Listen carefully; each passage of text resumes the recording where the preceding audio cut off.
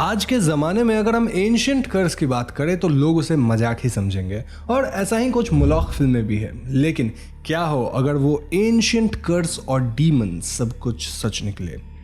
ये सब आज की वीडियो में हम जानेंगे जो कि मुलौख फिल्म पे होने वाली है। अब वीडियो शुरू करने से पहले मैं आप सभी को और आपके परिवार को भी हैप्पी दिवाली विश करता हूं और आप वीडियो के एंड तक बने रहिएगा क्योंकि इस दिवाली आपके पास मौका होगा ढेर सारा इनाम जीतने का। So now with that said, let's roll the intro.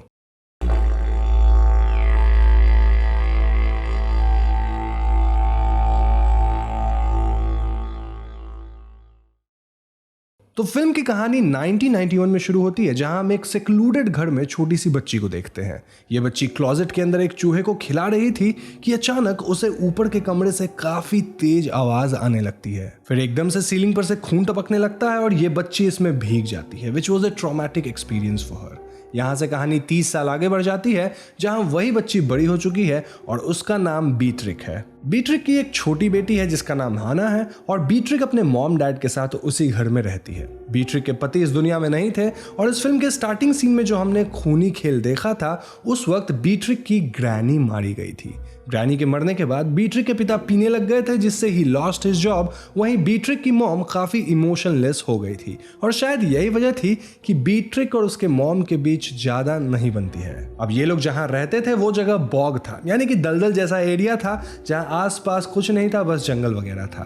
खैर कहानी में आगे हम जान पाते हैं कि उनके एरिया में एक रैग पिकर टाइप का बंदा था जो कि अचानक ही डिगिंग शुरू कर दिया है और इसीलिए पुलिस उसे खोज रही है। डिगिंग के दौरान उस बंदे को एक बहुत पुरानी लाश मिल जाती है जो कि किसी औरत की थी और उसके ठीक बाद हम देखते हैं कि उसे कुछ आवाजें सुनाई दे रही थी। अगले दिन ये बंदा मृत पाया जाता है और ऐसे में पुलिस उसके मृत्यु की खबर उसके पिता को देती है। नाउ इस पॉइंट पे एक्सपर्ट आर्कियोलॉजिकल टीम यहाँ आती है ताकि वो उस औरत के प्रिजर्व्ड लाश पे छानबीन कर सके, साथ ही वो वहां के एरिया को और भी डिग करे ताकि उन्हें कुछ और ऐसा मिल सके। इस टीम को जॉनस नामक इंसान लीड कर रहे थे और एज ए व्यूअर हम पहली बार उस प्रिजर्व्ड लाश को उनकी नजर से देख पाते हैं। दूसरी तरफ हमें पता चलता है कि बीट्रिक की मां को एक अजीब बीमारी थी जिसकी वजह से वो कभी कभी रात को एकदम कांपने लग जाती थी। उनका कहना था कि ये बस ऐसे ही है, लेकिन बीट्रिक इसे सीरियस मानती थी और वो उनका इलाज करवाना चाहती थी। नाउ उसी रात बीट्रिक फील्स कि उनके यार्ड में कोई तो खड़ा है। इनफैक्ट बीट्रिक के पिता को भी ऐसा ही लगता है। ऐसे में अगली सुबह बीट्रिक के पिता जॉनस और उसके क्रू पे भड़कने लग जाते हैं क्योंकि उनका मानना था कि जॉनस के क्रू से ही कोई उनके घर में रात को आया था। जॉनस कहता है कि ही विल मेक श्योर कि उनके क्रू का कोई भी मेंबर इनके घर के आसपास ना आए और इसी सब में जॉनस का इंट्रोडक्शन बीट्रिक से हो जाता है। उस रात बीट्रिक की मुलाकात जॉनस से वापस बार में होती है और यहाँ दोनों घुलने मिलने लग जाते हैं। बीट्रिक बताती है कि इस शहर में कोई भी उसके करीब तक नहीं आता क्योंकि लोगों का मानना है कि उसका परिवार शापित है। ऐसा इसीलिए क्योंकि बीट्रिक की ग्रैनी मारी गई थी, देन उसके पिता थोड़े अजीब से हो गए हैं, उसका पति मारा गया और कई बार उसके जनरेशन में ऐसे लोग मरते आए हैं इत्यादि। अब ऑब्वियसली जॉनस इन बातों को उतना सीरियस नहीं लेता और ये दोनों वॉक करके अपने अपने घर जाते हैं। इस पॉइंट पे हम व्यूअर्स को थोड़ा बहुत अंदाजा लग जाता है कि इस फिल्म की कहानी किसी तरह के कर्स के इर्द गिर्द घूमने वाली है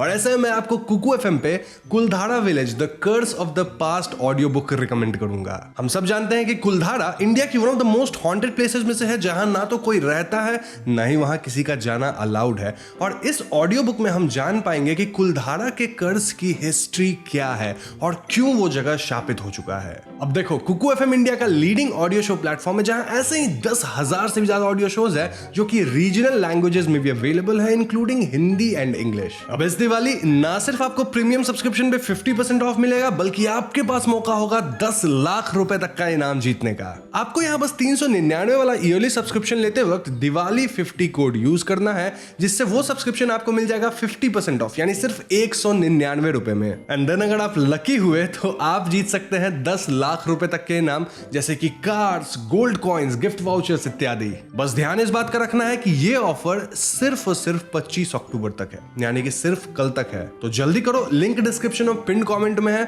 उस पर क्लिक करके कुकू एफएम को डाउनलोड करो और दिवाली 50 कोड का जरूर यूज करना है। आओ मनाए ये दिवाली कामयाबी वाली, साथ ही हैप्पी दिवाली।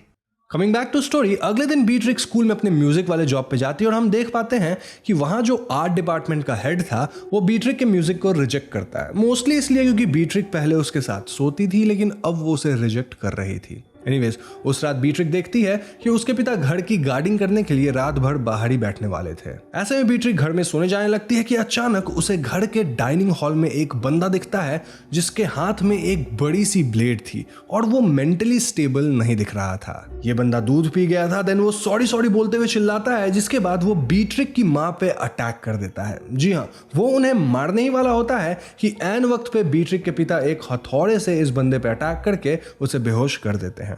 इस घटना के बाद पुलिस आती है और अगले दिन हमें पता चलता है कि उस बंदे का नाम राडू था, जो जॉनस के टीम का एक मेंबर था। जॉनस इनके घर आकर सॉरी कहता है और वो ये भी बताता है कि राडू तो एक बहुत ही अच्छा इंसान था। वो आज तक मच्छर भी नहीं मारा होगा, तो पता नहीं क्यों वो इन पे पिछली रात अटैक किया। इन घटनाओं की वजह से बीट्रिक के पिता इस जगह को छोड़कर जाना चाहते थे, लेकिन फॉर सम रीजन बीट्रिक की मॉम यहीं रहना चाहती थी। एनीवेज, उस दिन बीट्रिक अपने मॉम को चेकअप के लिए हॉस्पिटल ले जाती है और उसी हॉस्पिटल में राडू भी भर्ती था। बीट्रिक राडू पे चेक करने जाती है जब अचानक से राडू की बेटी बीट्रिक की तरफ एक टक घूरने लगती है और वो बीट्रिक का पीछा करते हुए लिफ्ट में भी आ जाती है। यहाँ लिफ्ट में वो बीट्रिक पे पॉइंट करके नु आ मूर्ति कहती है और रिफ्लेक्शन में बीट्रिक अपने पीछे एक इविल एंटिटी को देख पाती है। वहां की लाइट्स वगैरह फ्लिकर करने लगती है और तभी अचानक से सब कुछ नॉर्मल हो जाता है और ऐसे में बीट्रिक वहां से भागती है। वो कार में नुआ मुरित को ट्रांसलेट करती है, जिसका अर्थ था शी नेवर डाइड। तो इस घटना के बाद बीट्रिक जॉनस से बार में मिलती है, जहां जॉनस बताता है कि राडू ये सब कांड करने से पहले अचानक डिग करने लग गया था और वो कुछ और औरतों की डेड बॉडी खोजा है। ये बॉडीज बहुत ओल्ड है, may be more than 100 years old. तभी इन दोनों की नजर बार में एक बूढ़े इंसान टॉन पे पड़ती है, जो कि उस रैग पिकर बंदे का बाप था। ये दोनों टॉन से बात करते हैं, जहां टॉन का कहना था कि उसके बेटे को कोई तो विस्पर कर रहा था और तभी वो उस जगह को डिग किया जहां उसे एक औरत की पुरानी बॉडी मिली। वो कहते हैं कि उनके बेटे की मौत हाइपोथर्मिया की वजह से हुई, हार्ट अटैक से हुआ, लेकिन उससे पहले वो लोटस पोजीशन में बैठ गया था और वो ऐसा अपने आप को काम डाउन करने के लिए कहता था। बेसिकली योगा टाइप का पोजीशन था और यूजुअली वो तब करता था जब वो काफी परेशान हो जाता था। वो इन्हें लेजेंड ऑफ फेका की बात कहने लगते हैं और साथ ही अपना नंबर भी देते हैं in case they want to discuss further. Now इस पॉइंट पे जॉनस बीट्रिक से लेजेंड ऑफ फेका के बारे में पूछने लगता है और बीट्रिक बताती है कि ये बस बच्चों की कहानी है, उन्हें डराने के लिए, ताकि वो बॉग से दूर रहें। इट इज सेड कि लोगों को बॉग के अराउंड विस्पर्स सुनाई देती है। इनफैक्ट उस पूरे कहानी पे बेस्ड इनका एनुअल सेलिब्रेशन आने वाला है और इनके स्कूल का म्यूजिकल भी उस दिन होगा। अब यहाँ जॉनस और बीट्रिक के बीच साइंस वर्सेस सुपरस्टिशन में थोड़ी बहस हो जाती है और उसके बाद ये दोनों फील्ड में इंटीमेट भी होते हैं। इसके बाद जॉनस को उनके साइड से एक कॉल आता है और वो फौरन अपने वर्क लोकेशन पे पहुंचते हैं। यहाँ उन्हें पता चलता है कि जिन भी औरतों की लाश इन्हें बरीड मिली थी, उन सब का गला वर्टिकली कटा हुआ था। इनफैक्ट अब तो उन्हें तकरीबन 12 औरतों की लाश मिल चुकी है और उन सब का गला कटा हुआ था ठीक एक तरीके से। यहाँ हम एक बात नोटिस कर पाते हैं कि जॉनस की टीम का एक बंदा जिसका नाम लेनर्ड था, वो थोड़ा बीमार होने लग गया था। दूसरी तरफ बीट्रिक के घर के बाहर उसके पिता सेंसर्स, कैमरा और ट्रैप्स वगैरह लगा दिए थे, जो कि एक्टिवेट होने लग गया था, यानी कि कोई तो वहां आ रहा था। अगले दिन वो फोटोज चेक करते हैं which was not clear, but he was sure कि कोई तो रात को उनके घर के करीब आया था। ऐसे में वो अपने घर के आसपास और भी ट्रैप्स वगैरह सेट कर देते हैं ताकि इस बार जो भी आए उसे चोट लगे। अब आज लेजेंड ऑफ फेका पे बेस्ड एनुअल फेस्टिवल था और बीट्रिक की बेटी हैना के स्कूल में म्यूजिकल भी था, जिसमें वो परफॉर्म भी कर रही थी। यहाँ हमें लेजेंड ऑफ फेका की कहानी प्ले के माध्यम से पता चलती है, जो कि कुछ ऐसी थी। तो कई 100 साल पहले एक इविल लॉर्ड था जिसका नाम वॉल्टर था और उसकी इविल बीवी का नाम हेलन था। इन दोनों के घर में दर्जनों नौकर थे और ये अपने नौकरों के साथ ठीक से बर्ताव नहीं करते थे। इन्हीं नौकरों में से एक थी फेका, जो कि जवान और खूबसूरत थी। ऐसे में वॉल्टर फेका को बुरी नजरों से देखने लग गया था और उससे शारीरिक संबंध भी बना लिया। इनफैक्ट कुछ ही दिनों बाद फेका प्रेग्नेंट भी हो गई। ऐसे में हेलन को सब पता चल गया और वो फेका को ही ब्लेम करने लगी कि उसके इविल माइंड ने ही वॉल्टर से ये सब करवाया है। फेका को एक विच करार दिया गया और कारागार में मरने के लिए छोड़ दिया गया। अब फेका भगवान से मदद के लिए प्रार्थना करने लगी, लेकिन उसकी गुहार भगवान नहीं बल्कि शैतान सुना। जी हाँ, ये था मोलोख, द हेदन गॉड, जिसे गॉड ऑफ चाइल्ड सैक्रिफाइस के नाम से भी जाना जाता है। मोलोख कहा कि मैं तुम्हें यहां से निकाल दूंगा, लेकिन मैं तुम्हारे ऑफस्प्रिंग यानी तुम्हारे बच्चे को क्लेम करूंगा। सिर्फ यही बच्चा नहीं बल्कि आने वाले सभी बच्चे in the future. So deal हो गया और ऐसे में फेका के सर पे मोलोख का मार्क बन गया। अगले दिन फेका को स्टेक पे चढ़ाया जाने लगा और हेलन उसे अपने गुनाहों को कबूल करने के लिए कहने लगी। जवाब में फेका कही कि इसका अंजाम तुम्हें भुगतना होगा और फिर अचानक वो अपने हाथ फ्री करके अपने गर्दन को वर्टिकली काट ली। इससे फेका की मृत्यु हुई और उसी के साथ साथ हेलेन की आत्मा उसके शरीर से निकल गई। उस समय से हेलेन के शरीर के अंदर फेका की आत्मा आ गई। बेसिकली हेलेन के ऊपर फेका का कब्जा हो गया। तब से राज्य में सब खुशहाल हो गया। इसे लोग फेका को लेकर एनुअल सेलिब्रेशन सेलिब्रेट करते हैं। अब कहानी में एक अंडरलाइनिंग पार्ट ये भी थी कि हेलेन की स्पिरिट आज तक बॉग में घूमती है और उसके अंदर बदले की आग जल रही है। वो अपनी इविल बातें लोगों को विस्पर करती है। Now this story was strange क्योंकि देखा जाए तो कई लोग कह रहे थे कि उन्हें विस्परिंग सुनाई देती है और जो औरतों की लाश मिली थी वो जनरेशंस पुरानी थी और उनके गले पे वर्टिकल कट ही था। दूसरी तरफ बीट्रिक टॉन से मिलने जाती है और वहां स्पिरिचुअल वाइब्रेशन की मदद से बीट्रिक को अपने बचपन का वो सीन ठीक से याद आता है जब उसकी दादी मारी गई थी। वो याद कर पाती है कि उसकी दादी का भी गर्दन वर्टिकली कटा हुआ था at the time of her death. ये जानकर वो सीधा जॉनस के साइड पे पहुंचती है जहां जॉनस तो फिलहाल नहीं था, लेकिन बीट्रिक उन सभी लाशों को देख पाती है जिसके गर्दन वर्टिकली कटे हुए थे। वो ये भी जान पाती है कि ये सब सिर्फ औरतों की ही लाश थी जो कि अलग अलग जनरेशन से थी और ये सारी औरतें आपस में रिलेटेड भी थी। यानी कि वो फेका वाली मिथ सच है और इनके फैमिली की औरतों की मौत समहाउ गर्दन कट के हो जाती है। ऐसे में बीट्रिक फौरन अपने घर जाती है और वो अपने मॉम और अपनी बेटी को इस जगह से भाग निकलने के लिए कहती है। ऐसा शायद इसलिए क्योंकि बीट्रिक श्योर हो गई थी कि ये कर्स उसके फैमिली में ही रन कर रहा है, तो हो सकता है वो लोग भी मारे जाएं। दूसरी तरफ बीट्रिक के घर के बाहर लेनर्ड अजीब तरह से चले जा रहा था और वो ट्रैप्स वगैरह में फंसता है। ऐसे में बीट्रिक के पिता लेनर्ड पे शॉटगन चलाकर उसे बेहोश कर देते हैं, लेकिन तभी उन्हें जंगल में अपने बीवी की स्पिरिट दिखने लग जाती है और साथ ही वहां कई औरतों की स्पिरिट थी जो कि उनसे विस्पर करने लगती है। ये सबसे वो परेशान होकर ब्रेन वॉश हो जाते हैं और उन्हें देखकर ऐसा लगने लगता है मानो वो पजेस्ड हो गए हैं। इसके बाद वो अपनी पत्नी को मारने घर पहुंचते हैं। वो अपनी पत्नी पे अटैक भी करते हैं और इस मोमेंट में हम सभी स्पिरिट्स को बाहर चिल्लाते देखते हैं। अब एन मौके पे बीट्रिक उन पे अटैक करके अपनी मां को बचाती है। नाउ यहाँ से सीन थोड़ी देर बाद का आता है जहां बीट्रिक के पिता को होश आता है एंड वो ऊपर जाते हैं जहां बीट्रिक की मां उन्हें फांसी लगाकर मार डालती है और इस पॉइंट पे हम बीट्रिक की मां को फुली पजेस देखते हैं जहां उनकी आंखें पूरी तरह से वाइट हो चुकी थी। दूसरी तरफ जॉनस फेका के एनुअल फंक्शन में था और वहां उन्हें पता लगता है कि बीट्रिक उन्हें खोजते हुए साइट पे आई थी। ऐसे में वो बीट्रिक के घर की ओर भागते हैं और रास्ते में उन्हें ट्रैप्स वगैरह का सामना करना पड़ता है जो कि बीट्रिक के पिता लगाए थे। यहाँ से सीन घर में शिफ्ट होता है जहां बीट्रिक की बेटी हैना क्लोजेट में छिपी थी और बीट्रिक को उसकी मां ने बेड पे बांध रखा था। बीट्रिक की मां के साथ वहां कई लंबे चौड़े लोग थे जिनका सर बकरे का था, रिप्रेजेंटिंग मोलॉख, और ये लोग चैंटिंग्स वगैरह शुरू करते हैं। फिर बीट्रिक की मां अपना गला काट लेती है और उनका खून बहकर ठीक उसी तरह क्लोजेट के अंदर गिरता है जैसा हमने फिल्म के पहले सीन में देखा था। क्लोजेट के अंदर हैना चिल्लाने की आवाज वगैरह सुन रही थी एंड देन बीट्रिक की मां के अंदर से फेका की स्पिरिट निकलती है जो कि बीट्रिक को पजेस करती है और बीट्रिक भी ठीक अपने मां की तरह कांपने लगती है, रिप्रेजेंटिंग कि अब उसके ऊपर फेका का कंट्रोल है। थोड़ी देर बाद जॉनस यहाँ आता है जो कि बीट्रिक को उसकी बेटी को फ्री करता है, ऑल्दो बीट्रिक के माता पिता मर चुके थे। तो यहाँ से सीन इस इंसिडेंट के कुछ दिन आगे भी फोकस करता है जहाँ जॉनस बीट्रिक को उसकी बेटी को अपने साथ मूव इन करने के लिए सजेस्ट कर रहा था, लेकिन बीट्रिक इस ऑफर को डिनाई करती है और वो कहती है कि वो उसी घर में अपनी बेटी को पालेगी। मूवी के आखिरी सीन में हम बीट्रिक को अपनी बेटी के पास अपने घर में देखते हैं जहां बाहर से बीट्रिक की आत्मा और बाकी आत्माएं देख पा रही थी कि उसकी बेटी के साथ फेका प्रेजेंट है।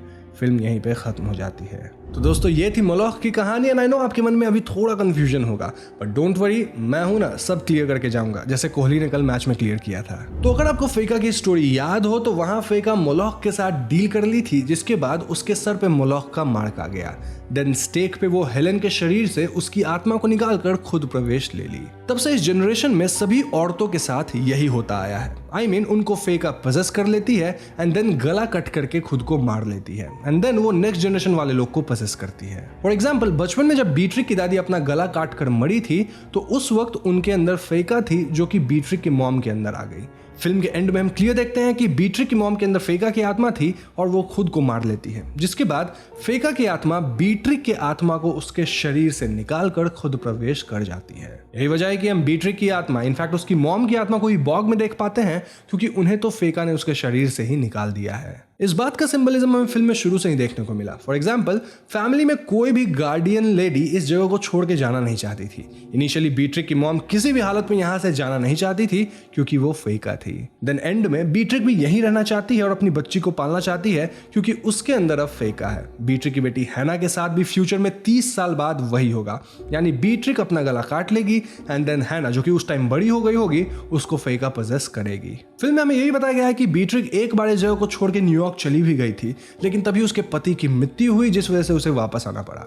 सो इट्स क्वाइट पॉसिबल कि उसके पति को बीट्रिक की माँ मारी होगी जो कि फेका द्वारा पजेस थी, ताकि बीट्रिक वापस यहाँ बॉग में आके रहने लग जाए। इन शॉर्ट ये फैमिली कुछ भी कर ले इस कर्ज से नहीं बच सकती और इस जगह को छोड़ के नहीं जा पाती है। फिल्म में बीट्रिक कहती भी है कि उसकी मॉम अजीब इमोशनलेस है और वो शुगर पैकेट्स चुरा कर घर में रखती है, एंड इन द एंड जब बीट्रिक खुद फेका द्वारा पजेस्ड हो गई थी तो वो भी शुगर पैकेट्स चुराती है। ये नेचर शायद फीका कर रहा होगा क्योंकि वो हाउस हेल्प थी और वो अपने टाइम पे ये करती होगी, तो यही नेचर कैरी ऑन होता आ रहा है और हम पीढ़ी दर पीढ़ी इस फैमिली में उस चीज को देख पाते हैं। नाउ फाइनल क्वेश्चन इज कि बॉग में लोग ऐसे पजेस होकर इनको मारने क्यों आते थे? वेल, इन लोगों को हेलेन की आत्मा विस्पर करती थी, या फिर उन सभी की आत्मा जिसे फेका ने पजेस किया है ओवर द जनरेशंस, उनके शरीर से उस आत्मा को निकाल के बाहर फेंका है। ये लोग अपने आने वाले जनरेशन को इस कर्ज से मुक्त कराना चाहती हैं, जिसका सिर्फ 2 उपाय है। या तो अपना जनरेशन ही खत्म कर दो ईविल को मार के। फॉर एग्जाम्पल, अगर वो बीट्रिक और उसकी माँ को मार देते तो फिर फेका किसे ही पजेस करती, या फिर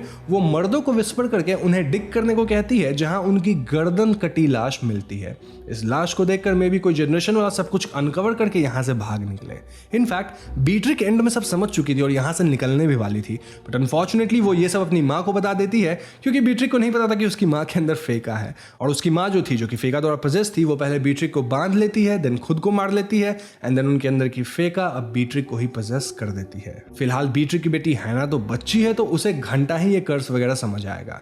इन short, the curse will continue forever, no matter bog में फंसी स्पिरिट्स कितनी भी कोशिश करे। तो बस यही थी मुलॉक फिल्म की कहानी। उम्मीद करता हूं आपके मन में अब कोई कंफ्यूजन नहीं रहा होगा। अभी भी कुछ है तो कमेंट सेक्शन खुला है, पूछ डालो फटाफट, और लगे हाँ तो वीडियो को लाइक और शेयर भी करना। अब यहाँ मैं आपको फिर से याद दिला दूं कि डिस्क्रिप्शन और पिन कमेंट में दी गई पहले लिंक पर क्लिक करके आप कुकू एफएम को जरूर डाउनलोड कीजिए और वहां आप दिवाली 50 कूपन कोड का इस्तेमाल करें ताकि ईयरली सब्सक्रिप्शन पे आपको 50% ऑफ मिले, यानी सिर्फ 199 में। साथ ही आप मौका पा सकते हैं 10 लाख तक के गिफ्ट जीतने का, like car, gold coins, vouchers इत्यादि।